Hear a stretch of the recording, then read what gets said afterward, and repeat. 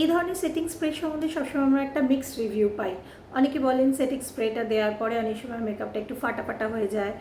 আরও আমি অনেক সময় রিভিউ শুনেছি যাতে হয় যে সেটিং স্প্রেটা করার পরে মাস্কারা উঠে নিচে লেগে যাচ্ছে, কাজল লেগে যাচ্ছে। এইগুলোর কারণ কিন্তু সেটিং স্প্রেটা খারাপ তা নয়, হতে পারে আমার টেকনিকটা ভুল হচ্ছে। তো আমি একটু দেখাবো আজকে সেটিং স্প্রেটা ইউজ করার জন্য একটা জিনিস ম্যাটার করে, ডিস্টেন্সটা কেমন হবে। ডিস্টেন্সটা এই রকম হলে হবে না, এই রকম হলেও হবে না, আমাদের ডিস্টেন্সটা তো এইখান থেকে, বোঝাতে পেরেছি মনে হয়। এইরকম আমরা করব না, এইরকমও করব না, এইরকম একদম দূর থেকে হাতটা নিয়ে যখন স্প্রে করব